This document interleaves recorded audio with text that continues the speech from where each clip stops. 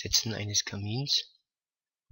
Wenn Sie einen Kamin setzen, ist es anders wie bei dem Dachfenster. Sie wählen nicht die Fläche, sondern direkt den Punkt, wo der Kamin gesetzt wird. Sie bekommen dann einen Dialog, in dem verschiedene Werte einzugeben sind, wie zum Beispiel die Breite des Kamins, die Länge des Kamins. Beim Ändern dieser Werte sehen Sie im Hintergrund, in welcher Art sich der Kamin verändern wird.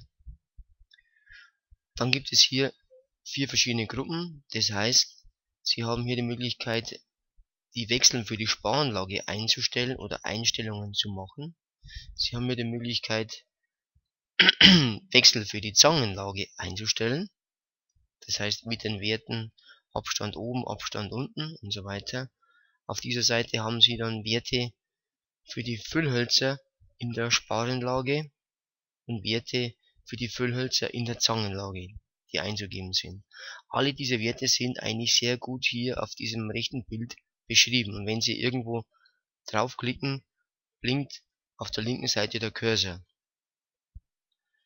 Wenn Sie die gesetzt haben, haben Sie die Möglichkeit, hier unten den Kamin nochmal zu verändern. Sie sehen, Sie können das durchschalten. Und Sie könnten nachträglich nochmal die Werte verändern, zum Beispiel den Kamin etwas von der Wand wegzuschieben. Und dann ist er positioniert.